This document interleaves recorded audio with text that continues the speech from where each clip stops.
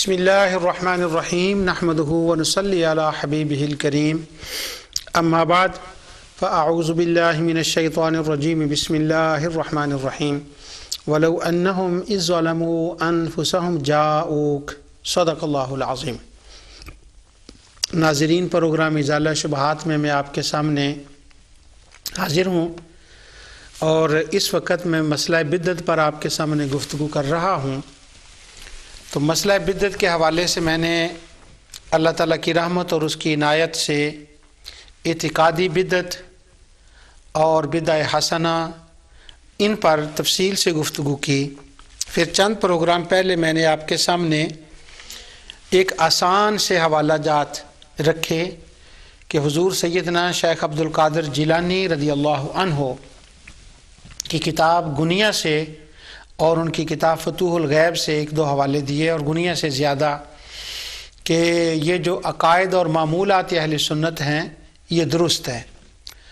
اور پھر میں نے پچھلے پروگرام میں حضور سیدنا شیخ عبد القادر جیلانی رضی اللہ تعالیٰ کے ایک خلیفہ، ان کے مرید اور ان کے شاگرد حافظ عبد الغنی المقدسی رحمۃ اللہ تعالی علیہ کے بارے میں بیان کیا کہ جو کچھ غنیت الطالبین میں جن عقائد اور اعمال کا بیان ہے وہی باتیں حافظ عبد الغنی المقدسی کی زندگی میں پیش آئیں اور انہوں نے وہ کیا۔ ان کے وسیلے سے دعا ہوئی، وہ میں نے بیان کیا تھا سارا۔ تو میں نے اس کو نام دیا تھا کہ یہ لنگر غوثیہ ہے، اور یہ علمی لنگر غوثیہ ہے، کیونکہ اب لنگر کی دو قسمیں ہیں، ایک بیان کا لنگر، ختم قرآن کا لنگر، اور وہاں پر دعا مانگنے کا لنگر، ایک یہ ہے، یہ روحانی لنگر ہے۔ تو ایک جسمانی لنگر ہے جو سادہ لنگر ہونا چاہیے اور وہاں وہ مہمان نوازی کے طور پر ہو۔ تو ہم نے کیا کیا کہ وہ جس کو سادہ ہونا چاہیے تھا نا اس کو تو بڑا کر دیا، اور جو روحانی بڑا ہونا چاہیے تو اس کا چھوٹا کر دیا۔ تو اس لیے یہ ہمیں جو کوتاہیاں ہیں ان کو دور کرنا چاہیے۔ تو علمی لنگر غوثیہ کا ایک شاہکار امیر المومنین فی الحدیث حافظ عبد الغنی المقدسی کے میں نے عقائد اور اعمال آپ کے سامنے پچھلی بار بیان کیے۔ اس سے پہلے پروگرام میں نے علامہ ذہبی کی کتاب سے اور حافظ ابن رجب کی کتاب سے یہ بتایا تھا کہ یہ جو ہیں دوسرے حضرت سیدنا غوث پاک رضی اللہ تعالیٰ عنہ، ان کے شاگردوں میں، یہ پھر میں ذہبی سے پڑھ دیتا ہوں کہ وہ سمع من نبی غالب الباقلانی، کہ ان کے شاگردوں میں بہت سے لوگ ہیں جن میں سمانی ہیں اور عمر بن علی القرشی ہیں اور حافظ عبد الغنی ہیں اور شیخ موافق الدین ابن قدامہ ہیں۔ عبد الغنی المقدسی کے بارے میں نے پچھلی بار بتا دیا۔ آج ابن قدامہ کے بارے میں جو ان کے غوث پاک رضی اللہ عنہ کے دوسرے مرید اور شاگرد ہیں ان کے بارے میں عرض کرتا ہوں۔ میں یہ چاہتا ہوں کہ ان سے زیادہ ایک خاص موضوع پر میں ان کے بارے میں زیادہ عرض کروں۔ تو یہ سارے غوث پاک رضی اللہ عنہ کے دونوں بھائی مرید تھے، ماموزات تھے، انہوں نے وہاں جا کر حضرت غوث پاک رضی اللہ عنہ کی صحبت اختیار کی۔ تو یہ حافظ امام ابن قدامہ جو ہیں بڑے مشہور محدث ہیں، ان کی کتاب ہے المغنی، اور المغنی کے ان کی سب سے بڑی کتاب ہے فقہ کی۔ ان کی اور بھی بڑی کتابیں ہیں، لیکن میں زیادہ اپنا زور جو ہے وہ چند حوالوں کے لیے المغنی پر دوں گا۔ وہ اس لیے کہ میں یہ بتانا چاہتا ہوں کہ جو کچھ حضرت غوث اعظم کے عقائد و نظریات اعمال گنیہ میں لکھے ہیں وہ صرف گنیہ میں ہی نہیں ہیں، انہوں نے اپنے شاگردوں کو جو بتائے ہیں ان کے شاگردوں نے ان پر عمل بھی کیا اور اپنی کتابوں کے اندر ان کا ذکر بھی کیا۔ تو صرف گنیہ کے اوپر نہیں، لیکن ہم جیسے لوگوں عام کے لیے گنیہ کافی ہے کہ یہ گنیہ کے اندر لکھا ہے۔ اور جب میں نے یہ پروگرام شروع کیا تھا تو پہلے پروگرام کے اندر میں نے گنیہ کا پورا تعارف کرایا تھا کہ حافظ ابن تیمیہ نے کیا کہا، ابن القیم ابن کثیر نے کیا کہا، شیخ بن باز نے کیا کہا، وہ سارے حوالہ جات میں نے پڑھے تھے۔ آج ابن قدامہ کے بارے میں عرض کرتا ہوں۔ حافظ ابن کثیر نے البدایہ والنہایہ میں لکھا ہے کہ یہ امام موفق الدین عبداللہ بن احمد بن قدامہ یہ مفتی المذہب تھے، اور یہ بہت بڑے عالم تھے، اور یہ بغداد میں گئے ہیں، اور وہاں شیخ عبدالقادر اپنے بھائی ماموزاد عبدالغنی کے ساتھ وہاں شیخ عبدالقادر جیلانی کی صحبت میں رہے ہیں۔ وہاں انہوں نے امام احمد کی فقہ سیکھی، ان کے مذہب کے مطابق، اور ماہر ہو گئے۔ زہد و تقوی، سخاوت ان کے اندر بہت تھی۔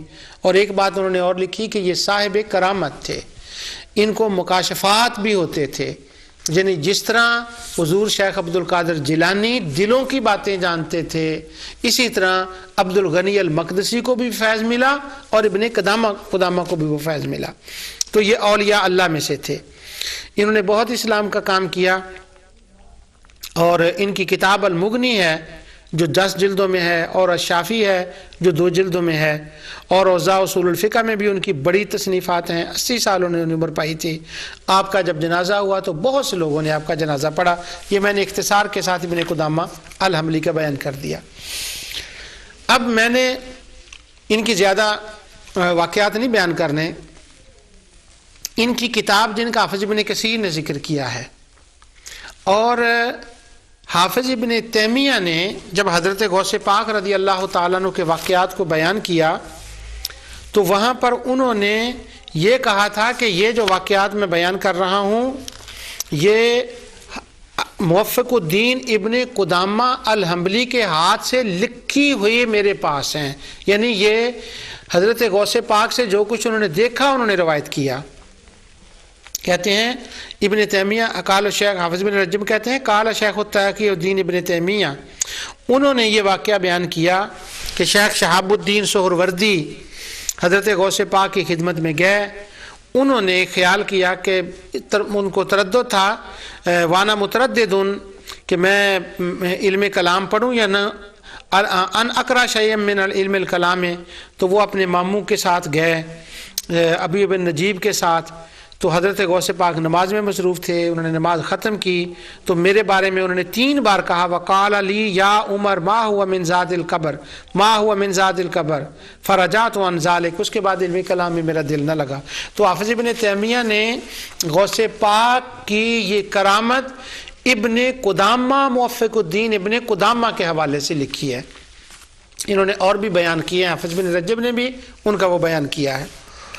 اب میں ان کا جو ابن قدامہ کی کتاب المغنی ہے اس سے میں آپ کو پڑھ کر بتاتا ہوں کہ ان کا عقیدہ نظریہ اور کیا تھا، یعنی یہ خود بھی محدث، حافظ عبدالغنی المقدسی بھی محدث، تو ان محدثین کا کیا عقیدہ اور نظریہ تھا، یہ جو ہم کرتے ہیں جن کو آج بدعت اور شرک کہا جاتا ہے، ان بزرگوں کا اس کے بارے میں کیا خیال ہے۔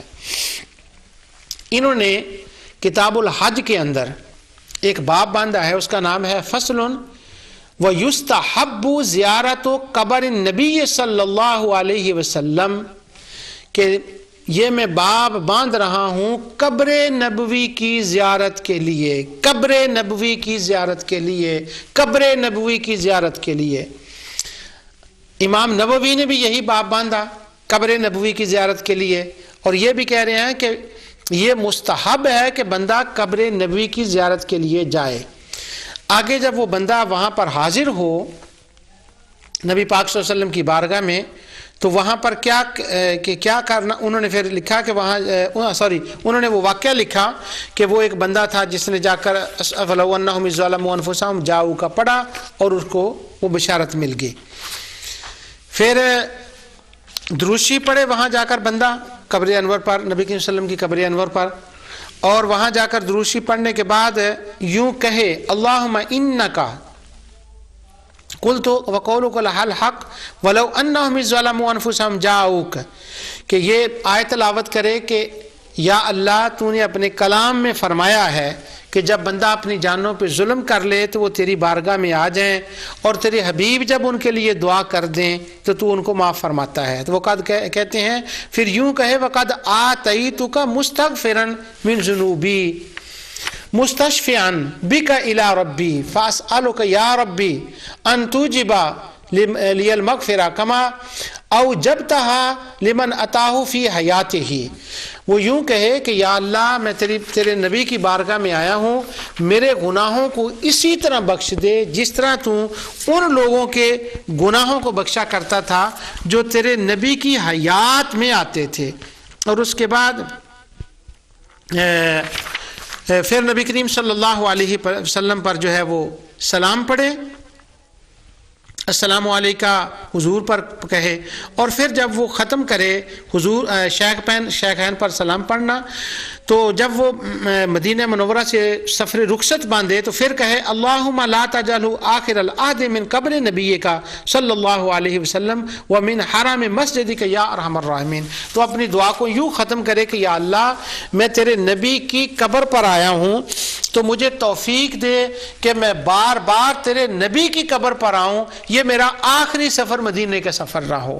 حضور کی قبر کی زیارت کرنا، وہاں پر نیت سے جانا، وَلَوْ أَنَّهُمْ إِذْ ظَلَمُوا أَنفُسَهُمْ جاؤکا کہ جا کر پڑھنا، اور پھر حضور کے وسیلے سے دعا کرنا، یہ ابن قدامہ حنبلی اپنی کتاب مغنی کے اندر کتاب الحج کے اندر یہ سارا کچھ لکھ رہے ہیں۔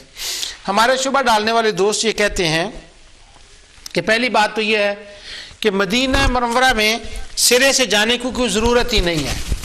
کیوں؟ وہ کہتے ہیں کہ حج کا تو یہ پاٹ نہیں، اور اگر مدینے میں کسی نے جانا ہو تو صرف وہ بندہ جائے کہ جس نے منت مانی ہو کہ میں نے مدینے میں جا کر یہ نماز پڑھنی ہے، منت کے بغیر نہیں۔ عام لوگوں میں یہ بات مشہور ہے 40 نمازوں کی، وہ پچھلی میں نے آپ کو پڑھ دیا تھا پروگرام میں، فتاوی لجنہ سے، ابن باز سے، البانی کی کتاب الحج سے، کہ وہ کہتے ہیں اگر کوئی بندہ مدینہ منورہ میں 40 نمازوں کی نیت سے جائے تو یہ بھی بدعت۔ اگر کوئی بندہ مدینہ منورہ میں ٹھہرے 40 نمازوں کی نیت سے تو یہ بھی بدعت، اور لہٰذا اگر وہ نمازوں کی نیت سے بھی وہاں بھی نہ جائے، وہاں ٹھہرے بھی نہ، تو پھر مدینے میں کس نیت سے جائے؟ وہ کہتے ہیں پھر وہاں جانے کی تو ضرورت نہیں۔ ہاں ایک بات ہے کہ اگر کسی نے یہ منت ماننی ہو کہ میں نے مدینہ منورہ میں نماز پڑھنی ہے تو وہ منت کو پورا کرنے کے لیے جائے، اور کسی نیت سے جانے کی ضرورت نہیں ہے۔ یہ ہیں جو شیخ ابن باز کہتے ہیں، یہ ہے جو حافظ ابن تیمیہ کہتے ہیں، یہ وہ ہے جو شیخ البانی کہتے ہیں، لیکن وہ صاحب فتاوی لجنہ یا لجنہ وہ کہتے ہیں وہ بدعت ہے۔ اب جو میں آپ کو بتا رہا ہوں یہ وہ نہیں کہتے، یہ ابن قدامہ کہتے ہیں، اور انہوں نے فصل یہ باندھی ہے کہ فصل زیارت قبر النبی صلی اللہ علیہ وسلم۔ اس کے اوپر میں ایک حوالہ اور کوٹ کر دوں، علامہ ابن الجوزی کا میں نے شروع میں جب میں نے اس کا ابتدا کی تھی اپنے اس پروگرام کی غنیہ کے حوالے سے، تو علامہ ابن الجوزی کی کتاب تاریخ سے میں نے کہا تھا کہ انہوں نے حضرت غوث پاک رضی اللہ تعالیٰ عنہ کی تعریف کی ہے، تو وہ انہوں نے لکھا ہے کہ فَتَكَلَّمَ عَلَى النَّاسِ بِلِسَانِ الْوَعْظِ وَظَهَرَ لَهُ صِيتٌ بِالزُّهْدِ وَكَانَ لَهُ سَمْتٌ وَسَمْتٌ فَضَاقَتْ مَدْرَسَةُ بِالنَّاسِ، کہ انہوں نے واز شروع کیا، بڑے زاہد تھے، لوگوں کے ان کے پاس بہت جانا آنا ہوگا، حاضری ہو گئی، وہ مدرسے کی جگہ تنگ ہو گئی۔ فَقَانَ يَجْلِسُ عِنْدَ صُوَرِ بغداد مُسْتَنِدًا إِلَى الرَّبَاط، پھر وہ انہوں نے وہاں سے باہر نکل کر رباط کی اس کے ساتھ وہ وہاں پر بیٹھنے لگے۔ وَيَتُوبُ عِنْدَهُ فِي الْمَجْلِسِ خَلْقًا كَثِيرًا، اور پھر تو دنیا آ گئی ان کے پاس۔ حافظ ابن رجب نے یہاں یہ لکھا ہے کہ آفاق سے لوگ ان کے پاس آنے لگے۔ یہ علامہ ابن الجوزی کی اس بات سے میں نے غنیہ کے حوالے سے یہ پروگرام شروع کیا ہے۔ تو اب ابن قدامہ نے یہ کہا ہے کہ حضور کی مجلس میں جائے تو وہاں جا کر یہ یوں نیت کرے اور حاضر ہو، تو یہاں میں چاہتا ہوں کہ ابن الجوزی کا ایک حوالہ آپ کو یہاں اور دے دوں تاکہ یہ پتہ چل جائے کہ یہ کوئی شرک بدعت کا کام نہیں ہے جیسے لوگوں نے سمجھ رکھا ہے، یہ تو جائز اور مستحب کام ہے۔ الوفا کے اندر علامہ ابن الجوزی کی بڑی نبی کریم صلی اللہ علیہ وسلم کی سیرت کے اوپر ایک الگ کتاب ہے، بڑے باب ہیں اس کے پڑھنے والے، کمال کی کتاب ہے وہ۔ اس کا ایک باب ہے، اس میں ہے فی فضل قبر نبی فی قبر ہی، حضور نبی کریم صلی اللہ علیہ وسلم کی قبر کی فضیلت کے بارے میں۔ نہ قبر کا نام نہ لو، لوگ شرک کرنے لگیں گے، بت بنا لیں گے جیسے پہلے لوگوں نے بنایا تھا، کس نے بنائے تھے پہلے بت؟ اللہ تعالیٰ کی رحمت اور اس کے فضل اور عنایت سے اس کے اوپر ہم نے کام کیا ہے. آج تک کوئی ثابت نہیں کر سکا کہ صالحین کے بت بنائے گئے. وہ تاروں کے بت تھے, وہ جنوں کے بت تھے. ابھی ان پر جب میں توحید اور رد شرک پر آؤں گا پھر دوبارہ میں وہ چیزیں انشاءاللہ وہی نہیں لیکن اور چیزیں میں لے کر آؤں گا. یہ کہتے ہیں فی فضل قبر ہی, حضور صلی اللہ علیہ وسلم کی قبر کی فضیلت کا بیان. اور ابن قدامہ نے بھی یہی کہا فی زیارت قبر نبی, حضور کی قبر کی زیارت کے لیے جاؤ, انہوں نے بھی یہ کہا. اس کے بعد انہوں نے یہ کہا ہے کہ جب علامہ ابن الجوزی نے کہ جب حاضر ہو رسول اللہ صلی اللہ علیہ وسلم کی بارگاہ میں, تو وہی جو ابن قدامہ نے کہا ہے وہاں حاضر ہو, ولو انہم اذ ظلموا انفسہم جاؤ کی آیت پڑھے. اور جب وہ جاؤ کی آیت پڑھے تو پھر اللہ تعالیٰ کے آگے حضور کے وسیلے سے دعا کرے. پھر وہ کہتے ہیں ان اللہ و ملائکتہ یصلون علی النبی, یہ آیت پڑھے اور پڑھنے کے بعد اپنے کلام کو یوں شروع کرے کہ آج جو ہے وہ تمہید کے طور پر پڑھے. پھر اس کے بعد صلی اللہ علیہ یا محمد صلی اللہ علیہ وسلم پڑھے. علامہ ابن الجوزی جنہوں نے کتاب الموضوعات لکھی ہے اور انہوں نے یہ بات کہی ہے کہ جو بندہ 70 بار صلی اللہ علیہ یا محمد صلی اللہ علیہ وسلم روضہ شریف پر کھڑے ہو کر کہتا ہے تو فرشتہ ایک مقرر ہے وہاں پر, وہ جواب دیتا ہے, اس کو ندا دیتا ہے, کہتا ہے اے صلی اللہ علیہ یا محمد کہنے والے, درود کی آیت پڑھنے والے, ولو انہم اذ ظلموا انفسہم جاؤ کا کی آیت تلاوت کرنے والے, میں تجھے خوشخبری دیتا ہوں کہ خدا تجھ پر رحم کرے اور خدا نے ساری تیری حاجتوں کو پورا کر دیا ہے. یہ ابن الجوزی کہہ رہے ہیں. لوگ کتاب الموضوعات کا تو بڑا حوالہ دیتے ہیں کہ یہ حدیث ضعیف ہے, یہ تو ابن الجوزی نے یوں اس کو ضعیف کہا, اس کو ضعیف کہا, اس کو ضعیف کہا یہ فلاں کتاب میں. اب جو ابن الجوزی وہ جو ہے نا جو حدیثوں کو ضعیف کہتے ہیں, ہمارے وہی ابن الجوزی کہہ رہے ہیں کہ صلی اللہ علیہ یا محمد رسول اللہ صلی اللہ علیہ وسلم کو مخاطب کر کے کہے اور مدینہ جائے تو مصطفیٰ کے لیے جائے, حضور کی قبر کو دیکھنے کے لیے جائے. مدینے کا سفر منت مان کر, یہ نہیں کہ میں نے نماز وہاں پڑھنی ہے بلکہ مصطفیٰ کو سلام کہنے کے لیے وہاں جائے. یہ علامہ ابن الجوزی کہہ رہے ہیں.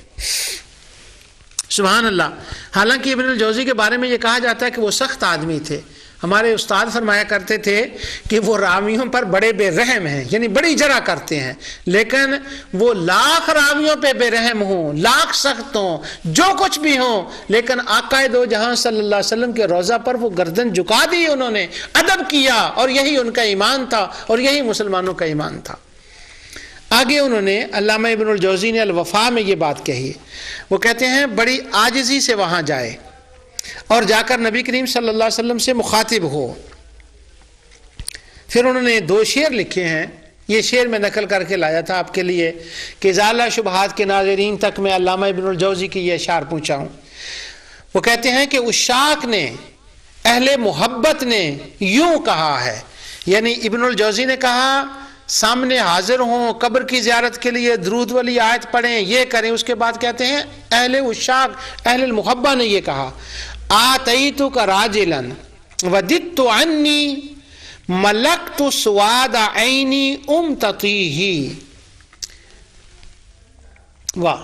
آتیتک راجلا وددت عنی, یا رسول اللہ صلی اللہ علیہ وسلم میں آپ کی بارگاہ میں, آپ کی خدمت اقدس میں پیادہ چل کر حاضر ہوا ہوں, مگر میری خواہش یہ تھی ملکت سواد عینی امتطیہ, میری خواہش تو یہ تھی کہ اگر میرا اختیار ہوتا اپنی آنکھ کی پتلیوں کے اوپر تو میں ان آنکھ کی پتلیوں کو سواری بناتا اور آپ کو سلام کرنے کے لیے آتا. واہ واہ واہ واہ واہ. آتیتک راجلا وددت عنی ملکت سواد عینی امتطیہ. آج نکالو شرک کے فتوے والی توپیں اور گولیاں اور 3 نٹ کہ جو حضور کی طرف جائے اور ایسے کہے وہ مشرک ہوتا ہے. آج ذرا ٹھا کرو علامہ ابن الجوزی کے اوپر، کتاب الموضوعات پڑھنی چھوڑ دو، کہو کہ نہیں کتاب الموضوعات کے حوالے دینے. کیوں؟ یہ تو بدعتی اور شرکی بندے کی کتاب لکھی ہوئی ہے کہ جو یہ کہہ رہا ہے، وہ کہتا ہے یہ اہل محبت کے جانے کے طریقے ہیں کہ وہ کہے یا رسول اللہ میں تو قدموں پہ چل پر آیا ہوں اور میرا دل تو یہ چاہتا ہے کہ میں اپنی آنکھوں کی پتلیوں کو سواری بناتا اور آ کر آپ کی خدمت میں حاضر ہوتا. دوسرا شعر ہے، وہ کہتے ہیں اہل محبت نے یہ لکھا، وَمَا لِيَ لَا أَسِيرُ عَلَى الْمَاكِ إِلَى قَبْرِ رسول اللہ فِيهِ، میں اپنی آنکھوں کے بل پر چل کر کیوں نہ چلوں، اس قبر اس کی طرف کیوں نہ چلتا، یعنی میں آنکھوں کی پتلیوں کو سواری بنا کر کیوں آپ کی خدمت میں حاضر نہ ہوتا. مجھے پتہ نہیں کہ میں کس طرف آ رہا ہوں، الی قبر رسول اللہ صلی اللہ علیہ وسلم فی، اس قبر کے اندر جو جلوہ فرما ہے میں ان کی طرف سفر کر کے آ رہا ہوں، حضور کی طرف سفر کر کے آ رہا ہوں. تو الوفا کے اندر انہوں نے اس سے بھی بڑھ کر لکھا جو علامہ ابن قدامہ نے لکھا ہے، اس سے بھی بڑھ کر لکھا جو شیخ عبد القادر جیلانی نے غنیہ میں لکھا ہے. حد کر دی علامہ ابن الجوزی نے کہ میرا دل چاہتا ہے واہ واہ کہ میں کیوں نہ حاضر ہوں. اور جب میں نے یہ شعر پڑھے تو میرے دل میں یہ ایک خیال گزرا، مجھے پتہ نہیں اس بات کا لیکن میں اپنے دل کے خیال کی بات کرتا ہوں کہ مجھے تھوڑا سا شک پڑتا ہے، بلکہ یقین کے قریب بات ہے کہ امام اہل سنت امام احمد رضا خان بریلوی رحمۃ اللہ تعالی علیہ نے الوفا کے اندر ابن الجوزی کی یہ شعر پڑھے ہوں گے، آتیتک راجلا وددت انی ملکت سواد عینی امتطیہ وما لی لا اسیر علی الماکی الی قبر رسول اللہ فیہ. تو امام احمد رضا خان نے انہی ابن الجوزی کے اشعار کا یوں ترجمہ کیا، حرم کی زمین اور قدم رکھ کے چلنا، ارے سر کا موقع ہے وہ جانے والے. یہ ان اشعار کا ترجمہ ہے جو امام اہل سنت نے کیا. وہ نیٹ پر میں دیکھ رہا تھا کوئی بندہ اعلیٰ حضرت فاضل بریلوی رحمۃ اللہ تعالیٰ کے ان شعروں کا مذاق اڑا رہا تھا کہ بھلا سر کے قدم بھی کوئی چلتا ہے، یہ بھی کوئی شعر ہے، بھلا یہ بھی کوئی عقیدت ہے. تو وہ مذاق اڑا رہا تھا، ساتھ یہ پڑھ رہا تھا اور لوگ ہنس رہے تھے جو اس کے سننے والے تھے. تو میں سمجھ گیا کہ یہ بندہ جو اعلیٰ حضرت امام اہل سنت کے شعر کا مذاق اڑا رہا ہے، ایک تو بے ادب ہے، ادب مصطفیٰ سے واقف نہیں ہے، خوارج میں سے ہے، وہ سارے خوارج تھے، یہ خارجی ہے. اور دوسری بات یہ ہے کہ اس کو یہ پتہ نہیں کہ امام احمد رضا خان کا مذاق اصل میں نہیں اڑا رہا، وہ علامہ ابن الجوزی کا اور ان تمام مشاق مصطفیٰ کا اڑا رہا ہے جن کا ذکر ابن الجوزی نے کیا ہے. پھر اس کے بعد نبی کریم صلی اللہ علیہ وسلم کی قبر کے بارے میں وہ بیان کرتے ہیں ابن الجوزی. اس کے بعد وہ نیکسٹ باب لاتے ہیں فی الاستسقاء فی بقبرہ، نبی کریم صلی اللہ علیہ وسلم کی قبر سے مدد چاہنا، بارش طلب کرنا، استمداد چاہنا حضور نبی کریم صلی اللہ علیہ وسلم کی قبر سے. واہ، عقیدہ ہوا نا. یہ اگر شرک ہے، شرکی لوگ کہتے ہیں یہ شرکی لوگ ہیں، شرکی، یہ شرکی لوگ نہیں ہیں، یہ اہل محبت ہیں، یہ عشاق ہیں. وہ ہمیں لوگ کہتے ہیں یہ اپنے آپ کو خود ہی عاشق کہہ رہے ہیں. ہم کہتے ہیں عاشق وہ ہوتے ہیں جن کی محبت آقا کی قبر سے اس طرح کی ہو جس طرح کا ذکر ابن الجوزی نے کیا ہے، جس طرح کا ذکر شیخ عبد القادر جیلانی نے کیا ہے اور جس کا ذکر ابن قدامہ الحنبلی نے کیا ہے. فی الاستسقاء بقبرہ، حضور نبی کریم صلی اللہ علیہ وسلم کی قبر سے مدد طلب کرنا. باب کا نام دیکھیں، استسقاء چاہنا، بارش طلب کرنا. اس کے بعد انہوں نے مختلف واقعات لکھے ہیں علامہ ابن الجوزی نے. وہ واقعات میں نے پچھلے پروگراموں میں آپ کو سنا دیے تھے، لیکن اس وقت ابن الجوزی کے حوالے میں سے نہیں سنائے تھے، لیکن میں وہ سناؤں گا نہیں، میں اشارہ کروں گا.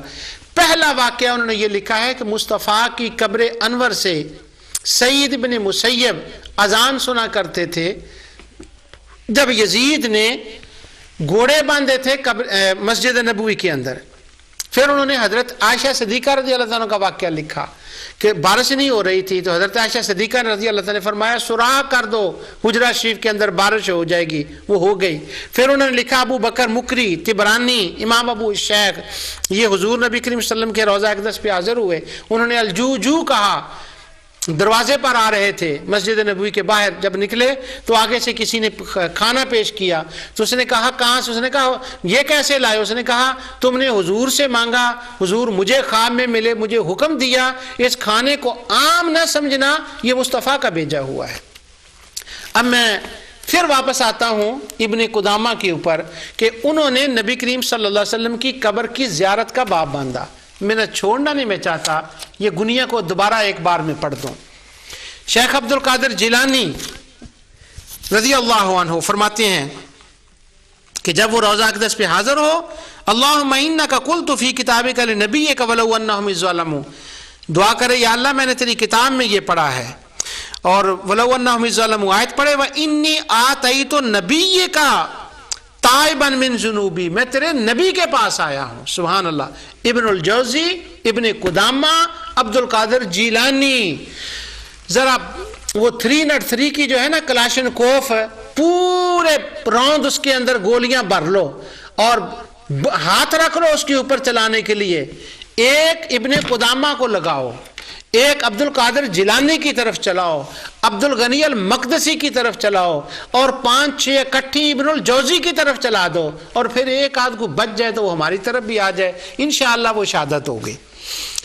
تو شیخ عبد القادر جیلانی فرماتے ہیں یہ آیت پڑھے اور حضور کے وسیلے سے دعا کرے، اور پھر آخر میں کہے کہ یا اللہ میرا یہ آخری سفر نہ ہو، میں بار بار یہاں ہوں، اور پھر ممبر شریف اور روضہ شریف کے قریب نماز ادا کرے، اور مستحب یہ ہے کہ برکت کے لیے ممبر کو ہاتھ لگائے، کیونکہ مصطفیٰ علیہ الصلوۃ والسلام کے ممبر کے اندر برکت ہے۔ سبحان اللہ۔ اب ابن قدامہ سے آگے چلتے ہیں، یہ لنگر غوثیہ ہے جو میں تقسیم کر رہا ہوں آپ کے پاس۔ دوسرا باب کہتے ہیں فصل لا بأس بالتعریف عشیۃ عرفت بامصار بمقدم العید۔ میں نے جب وہ پچھلا بدعت کا بیان کیا تھا اس کے اندر میں نے ایک بات کی تھی کہ ایک ہوتا ہے التعریف، اس کو کہتے ہیں جس دن حج کا دن ہوتا ہے، اور حج کے دن والے دن عصر سے لے کر مغرب تک مسجد کے اندر اجتماع کرنا، مجلس کرنا، اس کا نام یوم عرفہ رکھنا، تو یہ جائز ہے۔ اور وہی اس کو جو تعریف کہا گیا، اس وقت میں نے بہت حوالہ جات دیے تھے، اور تفسیر قرطبی کا دیا، حافظ ابن تیمیہ کا دیا، امام احمد بن حنبل کے مسائل سے دیے، حافظ ابن کثیر کے البدایہ والنہایہ سے دیے۔ وہی جو تعریف کا دن ہے، عرفہ کا دن ہے، اس کو خاص مجلس کرنا۔ حافظ ابن قدامہ کہہ رہے ہیں اس میں کوئی حرج نہیں ہے کہ تعریف کے دن شام کے وقت جو کچھ عید سے ایک دن پہلے ہوتا ہے تو یہ ٹھیک ہے۔ آگے وہ فصل باندھتے کہتے ہیں وقال الاسرم سألت ابا عبد الله عن التعریف فی الامصار یجتمعون فی المساجد یوم عرفہ قال ارجون لا یکون به بأس قد فعله غیر واحد۔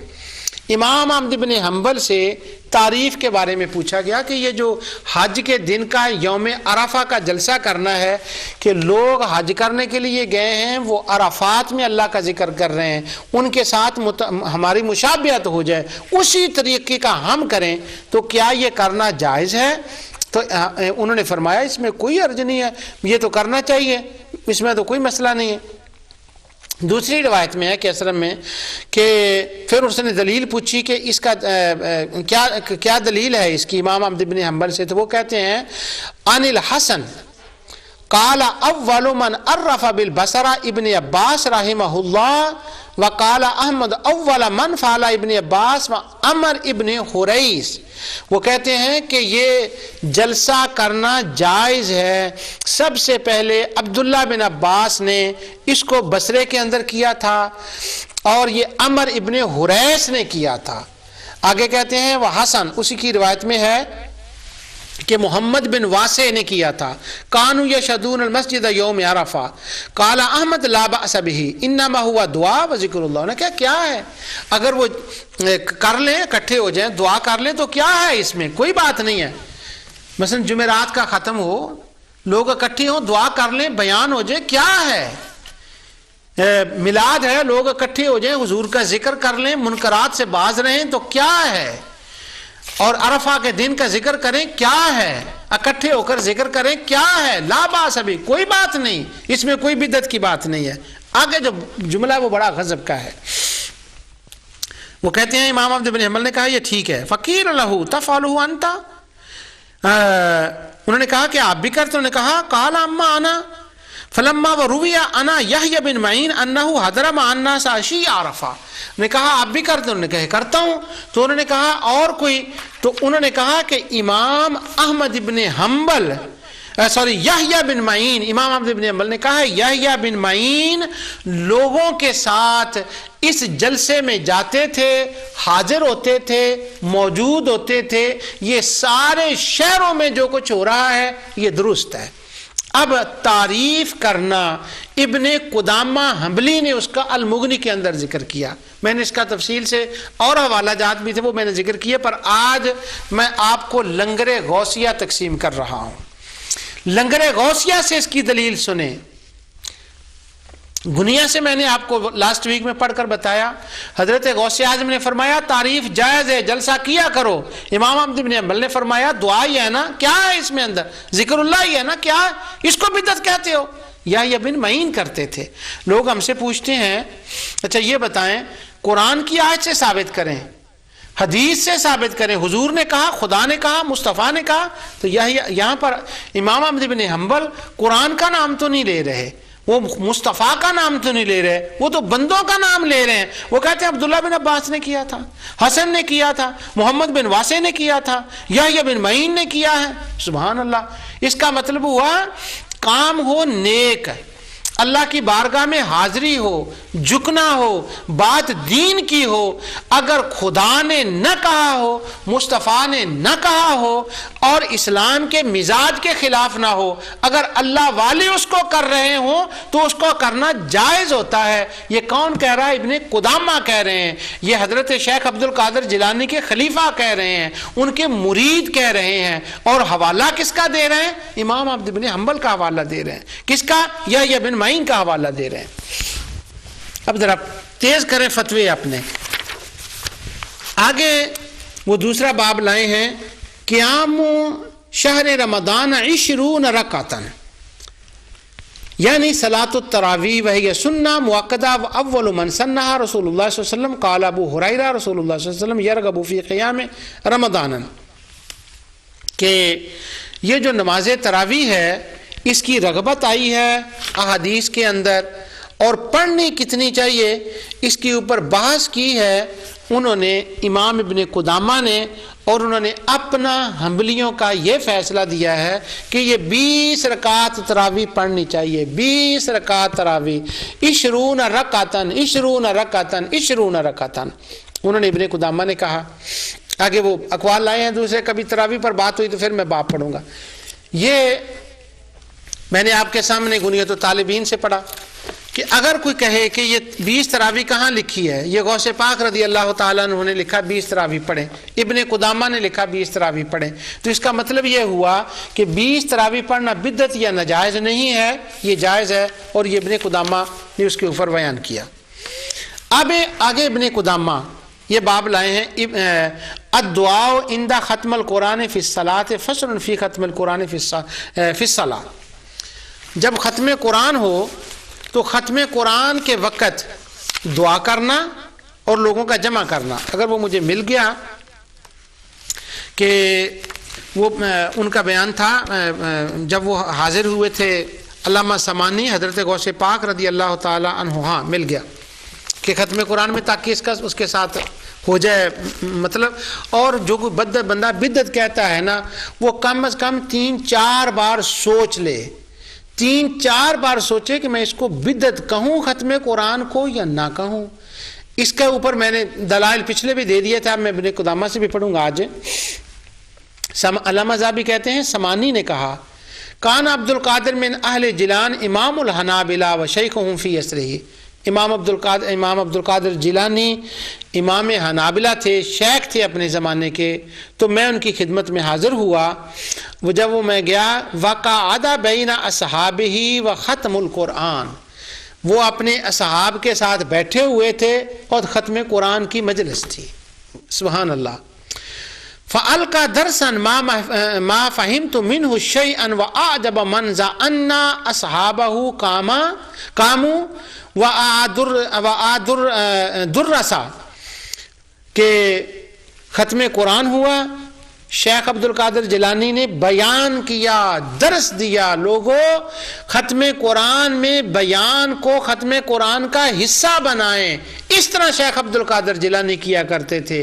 یہ تھے وہ معمولات شیخ عبد القادر جیلانی کے۔ تو کہتے ہیں ختم قرآن ہوا تو میں وہاں حاضر تھا، مجھے کوئی چیز سمجھ نہ آئی جو انہوں نے بیان کیا، لیکن حیرت کی بات ہے کہ ان کے جو مریدین تھے وہ کھڑے ہوئے، انہوں نے ساری تقریر دوبارہ سنا دی، تو وہ بڑی اونچے درجے کی باتیں تھیں۔ ختم قرآن وہاں آ گیا، اور ختم قرآن کے اوپر صدق اللہ العظیم پر میں نے پچھلی بار بحث کر دی تھی کہ وہ جائز ہے۔ اب وہی بات ابن قدامہ کہہ رہے ہیں، وہ کہہ رہے ہیں ختم قرآن کرو، اور تراویح کے اندر ایک خاص طریقے سے ختم قرآن کرنا، اس کا ابن قدامہ نے ذکر کیا۔ کہتے ہیں کہ فی ختم القرآن قال فضل بن سیاد سألت ابا عبد اللہ فقلت اختم القرآن اجعلہ فی الوتر او فی التراویح قال اجعلہ فی التراویح۔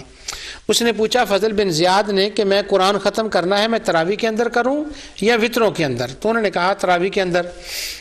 پھر انہوں نے اس کو کہا، انہوں نے کہا کیسے کروں؟ قلت کیف اصنع، کس طرح سے کروں؟ تو امام احمد بن حنبل کہتے ہیں قال اذا فرغت من آخرہ القرآن فرفع یدیک قبل ان ترکع وادعو بنا ونحن فی الصلاۃ واطیل القیام۔ قلت بما ادعو قال بما شئت قال ففعلت بامرنی وهو خلفی يدعو قائما ويرفع يديه۔ انہوں نے کہا تراویح کے اندر کھڑا ہو، ہاتھ اٹھا کر دعا کر، اور ہم بھی آپ کے پیچھے ہوں گے۔ وہ بھی ہمارے پیچھے تھے، تو ہم نے اس طرح سے فضل بن زیاد کہتے ہیں قرآن ختم کیا۔ اب میں یہاں پر ایک بات کہنا چاہتا ہوں کہ یہ جو طریقہ ہے قرآن ختم کرنے کا، یہ عبد القادر جیلانی رضی اللہ عنہ نے غنیہ کے اندر بھی یہ لکھا ہے، اور یہ ابن قدامہ بھی لکھ رہے ہیں۔ یہ طریقہ نہ خدا نے بتایا ہے نہ مصطفیٰ نے بتایا ہے، ہمارے شبہ ڈالنے والے دوست تو اس کو بدعت کہتے ہیں، اور عبد القادر جیلانی اس کو جائز کہتے ہیں، احمد ابن حنبل اس کو جائز کہتے ہیں، ابن قدامہ اس کو جائز کہتے ہیں۔ ہم نے اس طرح سے کیا، اور حافظ ابن القیم کی کتاب سے میں نے پچھلی بار اس کو آپ کے سامنے بیان کر دیا تھا۔ تو وہ کہتے ہیں جب وہ ختم ہو گیا تو قرآن ختم کرنے کے بعد میں نے ان سے پوچھا قلت الی ای شیء تذهب فی ھذا، میں نے امام احمد بن حنبل سے سوال کیا یہ کس کی دلیل ہے، کس بنا پر آپ کر رہے ہیں؟ قال رأیت اہل مکہ یفعلونہ وکان سفیان بن عیینہ یفعلہ معہم بمکہ۔ اب دلیل سنیے امام احمد بن حنبل کی کہ کیوں کر رہے ہیں، کہاں سے سیکھا آپ نے، اس کے اوپر دلیل کیا ہے؟ آیت نہیں پڑھی، حدیث نہیں پڑھی، کہا مکے کے لوگ کرتے تھے۔ اور دلیل دوسری، ہاں وہ سفیان بن عیینہ بھی مکے کے ساتھ کرتے تھے، اور عباس بن عبدالعظیم وہ بھی اس طرح سے کرتے تھے۔ اب یہ دیکھیں دلیلیں ہیں۔ وَكَذَلِكَ أَدْرَكَ النَّاسَ بِالْبَصَرَ، اور بصرے کے لوگ بھی ایسے کرتے تھے، مکے کے لوگ بھی اور مدینے کے لوگ بھی ایسے کرتے تھے، اور بعض لوگوں کے پاس تو کچھ روایات بھی ہیں۔ میلاد النبی، میں نے پچھلی بار جب کہا تھا تو میں نے یہ گردان پڑھی تھی، آج میں دوبارہ پڑھ دیتا ہوں حصول ثواب کی خاطر۔ میلاد کرنا جائز ہے 12 ربیع الاول کو؟ جی جائز ہے۔ دلیل کیا ہے؟ دلیل یہ ہے کہ محمد بن علوی المالکی رحمت اللہ علیہ مکے میں میلاد کرتے تھے۔ میں اللہ تعالیٰ کا شکر ادا کرتا ہوں کہ مجھے مکہ مکرمہ میں محمد بن علوی مالکی کے اس میلاد میں خود شامل ہونے کا موقع ملا ہے، مکہ مکرمہ کے اندر میں حاضر ہوا وہاں پر ان کے درس حدیث کے اندر بھی، اور محمد علوی المالکی رحمۃ اللہ علیہ نے مجھے اپنی تمام کتابیں اپنے سائن دستخط کے ساتھ مجھے عنایت کی۔ یہ میرے لیے بڑے اعزاز کی بات تھی. اور شیخ علوی مالکی رحمۃ اللہ علیہ کی ایک کتاب مفاہیم، وہ میں ان کی ملاقات سے پہلے میں نے پڑھ لی تھی، اور وہ دوسری الذخائر محمدیہ میں نے ان کی پڑھ لی تھی، ایک وہ حضور کی ارض الاعمال پڑھ لی تھی، تو اس پر میں نے ان سے کچھ بات بھی کی، تو بڑی محبت انہوں نے فرمائی. تو میں اب میلاد کی دلیل دیتا ہوں کہ میلاد کرنا جائز ہے، کیونکہ محمد علوی مالکی کرتے ہیں. اور پاکستان کے اندر اگر میں کہوں تو میں علامہ سعیدی صاحب کا نام لے دوں، کسی اور بزرگ کا نام لے دوں، انگلینڈ کے اندر کسی اور بزرگ کا نام لے دوں، اور میں کہوں شام والے کرتے ہیں، وہ پاکستان والے کرتے ہیں، ہندوستان والے کرتے ہیں، تو جائز ہے. میں یہ بات کہہ کر زندہ رہ سکتا ہوں. وہ کہیں گے قرآن کی آیت پڑھ، حدیث پڑھ، بخاری سے پڑھ، مسلم سے پڑھ. حضور نبی صلی اللہ علیہ وسلم کے اتنے میلاد آئے، آپ نے کیا، ابو بکر صدیق نے کیا، عمر نے کیا، عثمان نے کیا، علی نے کیا، صحابہ سے بتاؤ. لیکن آج ابن قدامہ اور حافظ ابن القیم کا وہ میں پچھلی بار پڑھ رہا ہوں، نہ قرآن نہ حدیث، کچھ نہیں. کہا دلیل کیا ہے؟ کہا سفیان بن عیینہ وَيَفْعَلُوا مَا هُمْ بِمَکہ، لوگ ان کے ساتھ مکے میں پڑھتے تھے. دوسری دلیل کیا ہے؟ عباس بن عبد العظیم، یہ دلیل ہے. اور دلیل کیا ہے؟ بصرے کے لوگ پڑھتے تھے. سبحان اللہ. اب یہ ابن قدامہ کا ہو گیا. اب دوسرے باب پر ابن قدامہ کے میں آپ کے سامنے چلتا ہوں. ایک دوسری انہوں نے فصل بانی ہے اس کے اندر، کتاب الجنائز کے اندر، فصل القراءۃ عند القبر، قبروں پر قرآن پڑھنا. یہ بڑا مسئلہ ہے. مجھے بڑی دیر ہو گئی ہے، کافی سال ہو گئے ہیں اب تو حرمین کی حاضری نصیب نہیں ہوئی. اللہ تعالیٰ سارے عالم اسلام کو حرمین کی حاضری نصیب فرمائے، اور مجھے بھی حاضری اللہ تعالیٰ نصیب فرمائے. مدینہ منورہ کے اندر، مکہ مکرمہ کے اندر حاضری کو کئی سال گزر گئے، حاضری نصیب نہیں ہوئی. اب میں نے یہ بات سنی ہے، مجھے کسی ایک ہمارے دوست ہیں خالد صاحب، انہوں نے مجھے یہ بات بتائی کہ پہلے جو وہاں بورڈ لگے ہوتے تھے وہ یوں لگے ہوتے تھے کہ اگر کسی نے غار حرا پر جانا ہو تو وہاں پر بورڈ ہوتا تھا یہاں بدعت ہے، شرک ہے، نہیں جانا چاہیے. قبور پر ان کے وسیلے سے دعا کرنی شرک ہے، بدعت ہے، یہ نہیں. جب مجھے حاضری کا موقع ملا تھا، مجھے یاد ہے کہ اس وقت یہ وہاں سائن نہیں لگے ہوئے تھے، لکھا نہیں ہوتا تھا کہ یہاں قبور کے پاس قرات کرنی منع ہے، یہ نہیں لکھا ہوتا تھا. اب مجھے وہ عزیزم خالد صاحب نے بتایا، پچھلے دنوں وہ عمرہ کر کے آئے، کہ اب وہاں یہ بھی لکھا گیا ہے کہ قرات کرنی منع ہے. اور ابن قدامہ کی کتابیں جو عقیدے کے بارے میں ہیں، وہ ایک خاص مسئلہ ہے جس پر میں نے وہ مستوی العرش کا، چونکہ وہ عقیدہ امام ابن قدامہ نے لکھا ہے امام احمد ابن حنبل کے مسئلے کے مطابق. تو وہاں کے جو لوگ ہیں سعودی علماء، انہوں نے انہی ابن قدامہ کی اس کتاب کا ترجمہ کیا ہے، مستوی العرش کتاب کے بارے میں جو ان کی کتاب ہے، اس کا اردو میں ترجمہ، انگلش میں ترجمہ، فرینچ میں ترجمہ، اسپانش میں ترجمہ. تو وہ حاجیوں کو دی جاتی ہے کہ اس کتاب کو پڑھو. مجھے جب کتاب وہ دی گئی ابن قدامہ کی تو مجھے اس بندے نے کہا پڑھو، تو میں نے کہا کیوں پڑھوں اس کو؟ تو وہ کہنے لگے اس کو پڑھو اور اپنا عقیدہ درست کرو. اس نے مجھے نصیحت کی. میں نے دل میں سوچا ہاں یہ بات تو صحیح ہے. اس کا مطلب یہ ہوا کہ ابن قدامہ کی کتاب پڑھنے سے عقیدہ درست ہوتا ہے.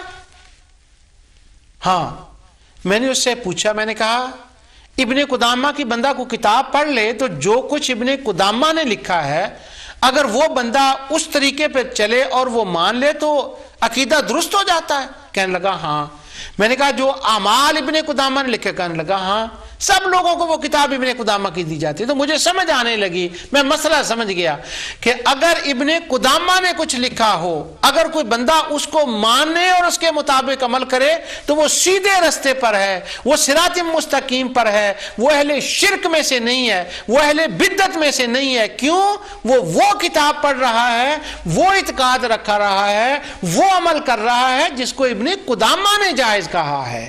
اب میں جتنے پڑھ آیا ہوں آپ کے سامنے، ختم قرآن ہے، مدینے کی طرف سفر کرنا ہے، اور یہ سارے جو ہیں یہ تو ابن قدامہ نے اس کو کہا ہے کہ یہ سارے عقیدے ہیں. اور سورہ یاسین کی تلاوت کرنا یہ ابن قدامہ نے سارے کہا ہے. تو اب وہ میں نے سنا کہ وہاں پر یہ لکھا ہے کہ قبور پر قرات کرنی جائز نہیں.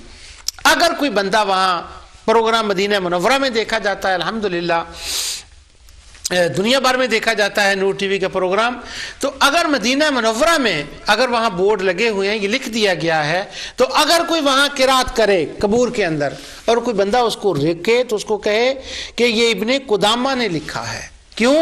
ہمیں وہ بتایا جاتا ہے کہ ابن قدامہ کی کتابیں پڑھو عقیدہ سیدھا کرنے کے لیے.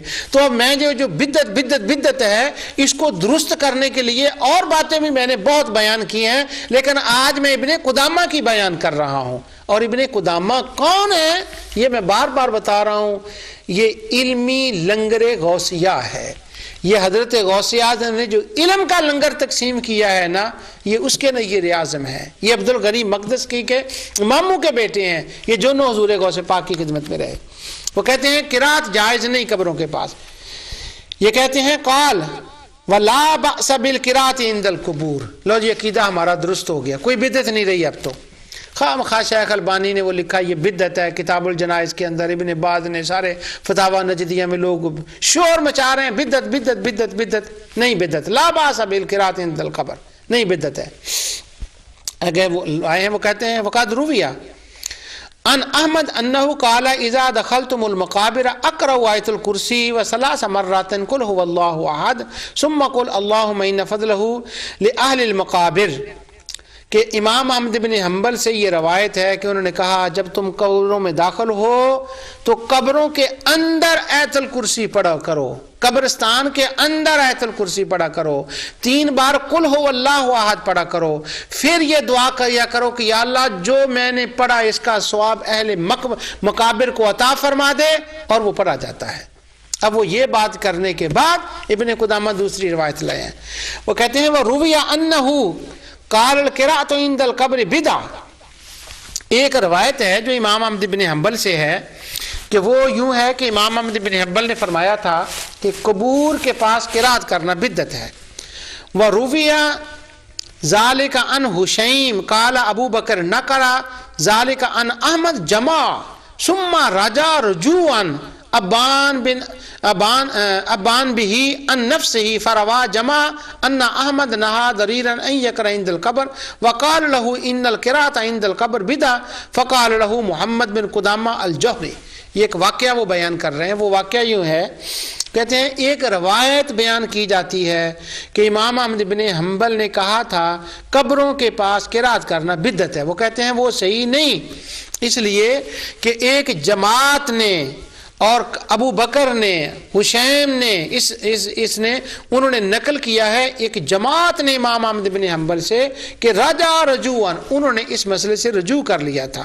وہ ہوا یوں، کہتے ہیں کہ ایک بار امام احمد بن حنبل نے یہ کہا کہ قبر کے پاس قرات کرنا بدعت ہے. فقال محمد بن قدامہ الجوہری. اب وہ ابن قدامہ اور ہیں، اب میں ان ابن قدامہ کی، کیونکہ امام احمد بن حنبل کے یہ زمانے کے نہیں ہیں، یہ ابن قدامہ تو بہت بعد کے ہیں، وہ کوئی اور ابن قدامہ تھے اور وہ جوہری تھے ان کا.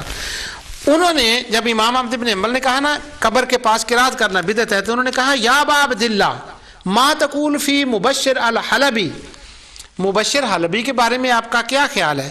تو انہوں نے کہا قال سکہ، وہ تو سکہ راوی ہے. تو انہوں نے کہا قال فاخبرنی مبشرا ان ابی انہ اوصی اذا دفن یقرأ عند بفاتحہ عند یقرأ دفن یقرأ عنده بفاتحۃ البقرہ وخاتمتہا.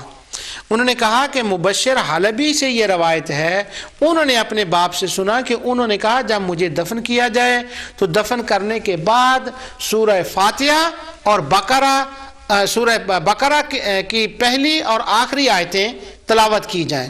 اور اس پر انہوں نے دلیل یہ دی کہ وقال سمیت ابن عمر یوسی بذالک، وہ انہوں نے بھی اسی طرح سے وصیت کی تھی. جب انہوں نے امام احمد بن حنبل کو یہ روایت پیش کی تو قال احمد بن حنبل فقل للرجل یقرأ، وہ جس بندے کو انہوں نے کہا تھا نا کہ نہ پڑھ یہ بدعت ہے، تو انہوں نے کہا جاؤ واپس جا کر اس بندے سے کہو کہ پڑھے۔ اور خلال نے دوسری روایت بھی اسی طرح بیان کی ہے کہ امام احمد بن حنبل وہاں داخل ہوئے، کسی کو دیکھا وہ پڑھ رہا تھا تو انہوں نے کہا بدعت ہے، تو اسی بندے نے کہا یہ تو روایت ہے عبداللہ بن عمر سے، انہوں نے کہا جاؤ اس کو کہو کہ پڑھے، تو یہ انہوں نے بیان کیا۔ اس کے بعد یہ کہتے ہیں کہ وہ ایک روایت لائیں کہ جب کوئی بندہ من دخل المقابر فقال سورہ یاسین خفف عنہم یومئذ وکان لہ بعدد من فیہا حسنات، کہ کوئی بندہ قبرستان کے اندر جائے وہ یاسین پڑھے اور اس کا ثواب ان لوگوں کو بخشے اور اللہ تعالیٰ ان کو بخش دیتا ہے۔ پھر دوسری وہ روایت لائے ہیں کہ قبروں کے اندر اسی طرح جو ہے وہ قرات کرے۔ ابھی تک میں نے امام ابن قدامہ کے اس سے آپ کے سامنے روضہ شریف کی طرف نیت کرنا، سورہ یاسین پڑھنا، فوت ہونے کے وقت قبروں کے اندر قرات کرنا، 20 تراویح پڑھنا، یہ ساری چیزیں امام ابن قدامہ کی اس کی کتاب سے میں نے آپ کے سامنے، اور تعریف ہے خاص کر کے تعریف کے بارے میں وہ کرنا جائز ہے۔ اب میں نے یہ پروگرام شروع کیا تھا بدعت کا مسئلہ سمجھانے کے لیے ایک اینگل سے، پچھلے میں نے اور دلیلیں دی تھی، اب میں نے یہ ارادہ کیا تھا کہ اگر وہ پچھلی باتیں کو نہ سمجھا ہو، کسی کے ذہن میں نہ آئے، تو ایک طریقہ ہے کہ حضرت امام شیخ عبد القادر الجیلانی ولیوں کے سردار ہیں، یہ حافظ ابن تیمیہ نے کہا، حافظ ابن کثیر نے کہا، ابن قیم نے کہا، اور ان سب نے کہا کہ گنیا ان کی کتاب ہے، اور سب نے کہا ابن قدامہ اور عبد الغنی المقدسی ان کے شاگرد ہیں۔ تو میں نے یہ سوچا کہ جن افعال اعمال ہم کرتے ہیں اور ہمارے شبہ ڈالنے والے دوست ان کو بدعت کہتے ہیں، کیوں نہ یوں کیا جائے کہ گنیا سے ان اعمال کا ہونا ثابت کیا جائے کہ یہ جائز ہیں، یہ عقائد درست ہیں، ابن قدامہ سے ثابت کیا جائے، عبد الغنی المقدسی سے کیا جائے۔ تو میں اللہ تعالیٰ کا کروڑ شکر ادا کرتا ہوں کہ یہ ساری باتیں ان 5 پروگراموں میں 4-5 پروگراموں میں میں نے اکٹھی کی ہیں کہ گنیا سے بھی اور ان کتابوں سے بھی یہ میں نے بتایا کہ یہ کام کرنے اہل بدعت نہیں ہے، یہ اولیاء اللہ یہ کام کرتے تھے۔ اب اگلے پروگرام میں انشاءاللہ میں گنیا کے اوپر اور کچھ بیان کروں گا، وہ 1-2 عبارتیں ہیں علامہ شتنوفی کے بارے میں اور بدعت کے بارے میں، کیا شیخ عبد القادر جیلانی نے لکھا رضی اللہ عنہ نے لکھا، انشاءاللہ اگلے پروگراموں میں اس پر بات ہوگی۔ جو کچھ میں نے کہا اللہ تعالیٰ سے قبول فرمائے، وما علیہ الا البلاغ۔